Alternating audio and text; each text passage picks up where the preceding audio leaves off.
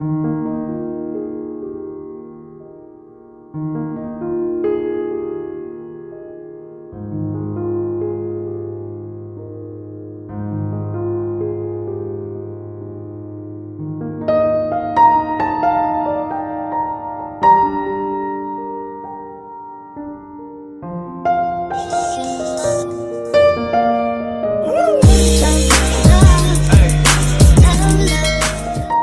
Morning and welcome back to my channel Anisha Bairagi blog.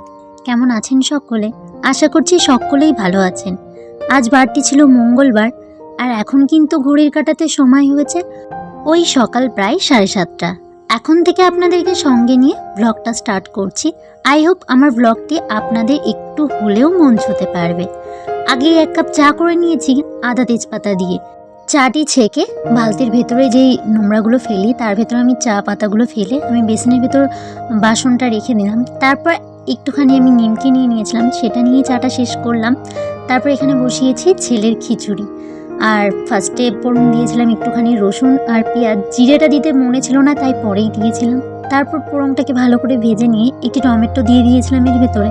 ভালো করে একটু কষে আসলে আমি এর ভেতরে দিয়ে দিয়েছিলাম কুচিয়ে রাখা নোটে শাক। নোটে শাকটা বাড়ি থেকেই তুলেছিলাম।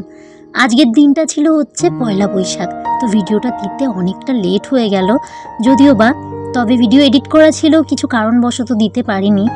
যাই হোক, লেট তো হয়েই গেছে, তবুও ভাবলাম ভিডিওটা পোস্ট করি। অনেক দিন তো ভিডিও দেওয়াও হয় না, প্রপারলিভাবে ঠিক ভিডিও দিয়ে উঠতে পারছি না। আশা করছি খুব তাড়াতাড়ি প্রপারলিভাবে আবারও ভিডিও দেব আপনাদের সঙ্গে। তবে ভাবছি একদিন ভিডিও দেব, মানে ব্লগ দেব, একদিন মিনি ব্লগ দেব। দেখি কি করি, যতদূর পারবো চেষ্টা করব দেওয়ার আর কি। তো যাই হোক, এদিকে আমি বাবানের খিচুড়িটা বসিয়ে দিয়েছিলাম প্রেসারে। তারপর এখানে আমি চালটা মেপে চালটা ধুয়ে নিচ্ছি। চালটা ধুয়ে নিয়ে আমি চালটা ভিজিয়ে রাখবো। তো যেহেতু আজকে পয়লা বৈশাখ ছিল, আপনাদেরকে জানাই শুভ নববর্ষ। যেহেতু আমি অনেকটাই লেট, তবুও জানালাম যে শুভ নববর্ষ। এর একটি রিলেটেড মিনি ব্লগ আমি পোস্ট করেছিলাম, তার ভিতরে ভেবেছিলাম ভিডিওটা পোস্ট করব, তবে আর হয়ে উঠলো না কিছু কারণবশত। যাই হোক, আমি এখানে জামা কাপড়গুলো ভিজিয়ে দিয়েছি, মানে ভিজিয়ে দিচ্ছি। ওইদিকে চালটা ভিজিয়ে রেখেছি, তারপর এদিকে আমি জামা কাপড়গুলো ভিজিয়ে দিয়েছিলাম, সেদিকেই আর কি কেচে নিচ্ছি একবারে, যেহেতু আমাদের টাইম কলে জল এসছে। তারপর ভাবলাম সকাল সকাল কাচাকাচির কাজটা করে রাখলে অনেকটা ফ্রেশ হওয়া যায়। অভ্যেস যেহেতু বিয়ের পর থেকে হয়েই আছে যে সকাল সকাল জামা কাপড় কাচাকাচি করার, একবারে বাসি কাজ সেরে। তবে এই টাইম কলের জলের জন্য একটু লেট হয়ে যায়। যাই হোক, লেট হয়ে গেলে তো কাজগুলো তো আর ছেড়ে দিতে পারি না, কাজগুলো তো করতেই হবে না। সেই মতন এখানে টুকটুক করে যতটা টাইম লাগে কাজগুলো সেরে নিই। তারপর চলে এসেছি রান্নার কাছে। জামা কাপড়গুলো কাচা কমপ্লিট। 2 প্যাকেট মতন পোস্ত দিয়ে দিয়েছি। তারপর 3-4 চামচ মতন আমি এখানে হলুদ যেই সর্ষেটা হয় সেটা দিয়েছিলাম, আর 3টে কাঁচা লঙ্কা দিয়ে আমি পেস্ট করে নিয়েছিলাম। দেওয়ার পর আমি আজ করব হচ্ছে চিংড়ি ভাপা। আর কিন্তু কথাতে আছে মাছে ভাতে বাঙালি, আর বাঙালি কিন্তু মাছ ভাত খেতে ভারী ভালোবাসে, সঙ্গে আমিও। তবে হ্যাঁ, কিছু কিছু মাছ আমি আছে যেগুলো পছন্দ করি না, এটা সকলেরই হয় হয়তো। আমি এখানে কিছুটা পরিমাণে দই দিয়েছি, টক দই, আর হচ্ছে পেস্ট করে রাখা মশলাটা দিয়েছিলাম। একটু হলুদ দিয়েছিলাম পরিমাণ মতন লবণ দিয়েছিলাম। লবণ দিয়ে নিয়ে আমি একটি চামচ দিয়ে ভালো করে মিশিয়ে দিয়ে 2টো কাঁচা লঙ্কা চিড়ে দিয়েছিলাম, একটু ঝালের পরিমাণটা হালকা থাকার জন্য, খুব একটা বেশি না, লাগলে আর কি ভাতের সঙ্গে মেখে নেবে। এখানে পরিমাণ মতন তেল দিয়ে আমি একটু মানে ঢাকনটা আটকে দেওয়ার পর এখানে একটি গোল আমি বোলের মধ্যে জল বসিয়েছিলাম। তারপর বাটিটা বসিয়ে দিয়ে টিফিন কৌটোটা আমি একটা নোড়া ছিল, নোড়া চাপা দিয়ে বসিয়ে দিয়েছিলাম ভাপে আস্তে আস্তে দিয়ে। আর এখানে আমি বসিয়ে দিয়েছি বাটা মাছ। আর বলতে পারেন এই জিনিসটা আমি কি কাটছি বলুন তো?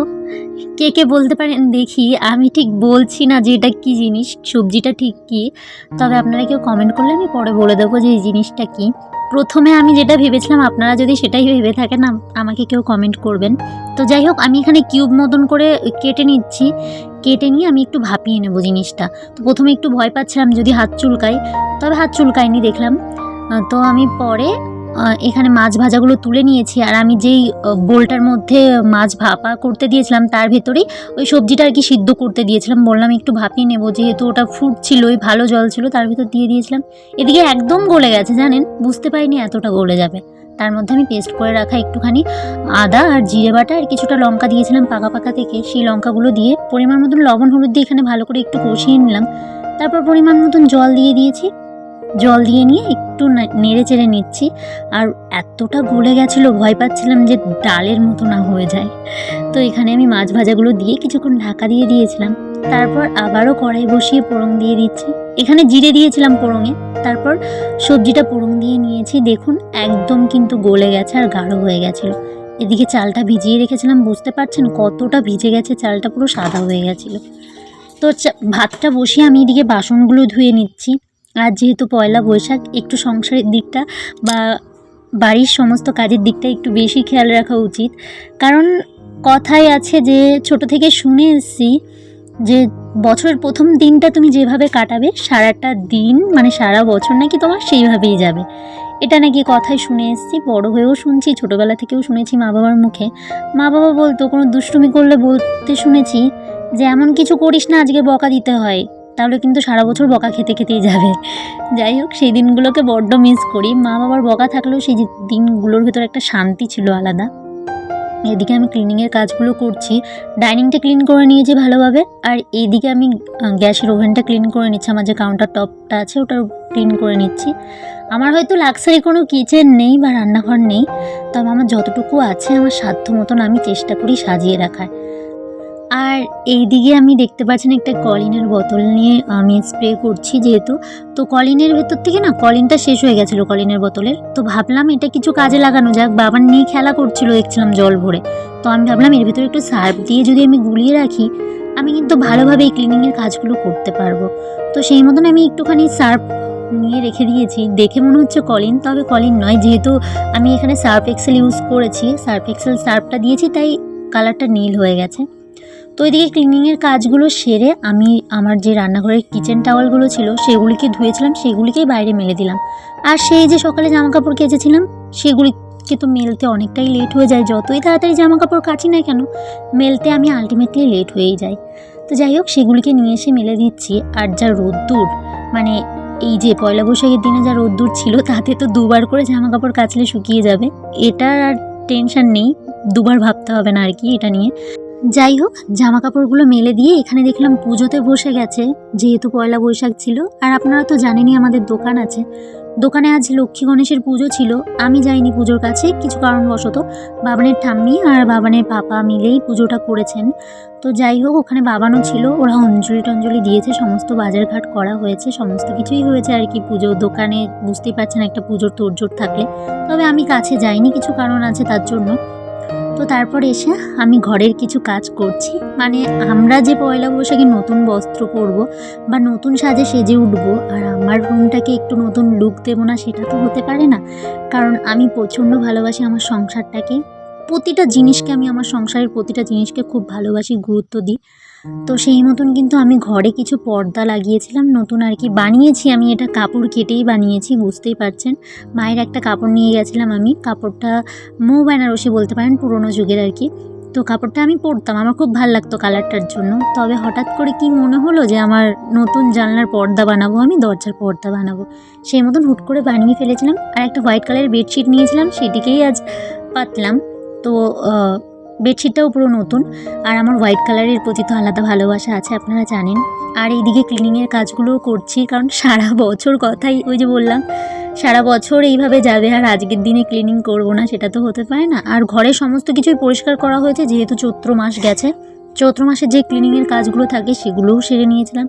আমিও করেছি কিছুটা, কিছুটা মাও করেছেন, মানে আমার শাশুড়ি মাও করেছেন, বাবানের ঠাম্মি।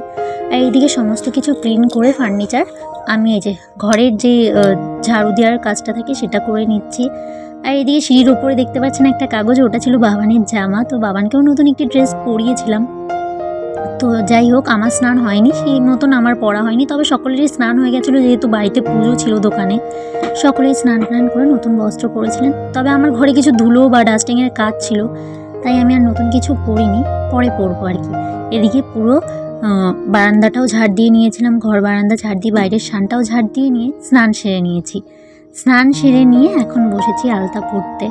আর যেহেতু নববর্ষ, আর আলতা সিঁদুর পরবো না এটা তো হতে পারে না। আর আলতার প্রতি একটা ভালোবাসা আমার আছেই, আলতা পরতে খুব ভালো লাগে। দেখতেই পাচ্ছেন আমার পায়ে আগে থেকেই আলতা রয়েছে, কারণ নীল পুজো ছিল, তখন নীল পুজো করেছিলাম, সেদিন পরেছিলাম। আবার আজও আলতা পরলাম, আর পুরো চওড়া করে আলতা পরে নিয়েছি। আলতা এতই ভালো লাগে আমার। তারপর এখানে একটু সাবেকি সাজে সাজবো। আর আমি যে নাইটিটা পরেছিলাম ওটা ছিল নতুন নাইটি, নতুন বস্ত্র যেহেতু পরতে হয় তাই আর কি। তো শাড়িটারি কিছু নিইনি, পয়লা বৈশাখে ওই নাইটিটাই নেওয়া হয়েছিল, কারণ টুকিটাকি করে কেনাকাটা আমার করাই পড়ে আর কি। তো এই একটি লাল শাড়ি, পুরো লাল শাড়ি আমার কাছে নেই, আমার বেনারসিও লাল নয়, পিঙ্ক আর ব্লুর মধ্যে। তো এদিকে আমার একটা লাল শাড়ির মধ্যে আমার এই সাদের শাড়িটি আছে পুরো লাল, তো সেই কারণে এই শাড়িটি পরলাম। আজ একটু সাবেকি সাজে নিজেকে সাজাবো। চওড়া করে সিঁদুর পরে নিয়েছি, একটি টিপ পরেছি বড়, আর এখানে একটু কাজল পরলাম। কাজলটা আমার ভারী ভালো লাগে, আপনারা কম বেশি আগের আমার ভিডিওতে শুনেছেন যে আমার কাজল পরতে খুব ভাল লাগে। তো তারপর একটি মালা পরলাম, মঙ্গলসূত্র। আর এখানে যে কানের দুলগুলো আমার সবসময় থাকে সেগুলোই রয়েছে, সেগুলিকে আর পাল্টাইনি। আর পরে করে শাড়ি পরে নিয়েছিলাম। তারপর চলে এসেছিলাম ওপরে এসেছিলাম ফুল গাছ থেকে কিছু ফুল তুলবো বলে। তো আজকেই না দেখলাম নীলকণ্ঠ ফুল ফুটেছে, ভারী ভালো লাগছিল, কয়েকটা বেশ ভালোই নীলকণ্ঠ ফুল ফুটেছিল। তারপর আমার নয়নতারাতে তো বেশ ভালো ফুল দিচ্ছে এখন দেখলাম।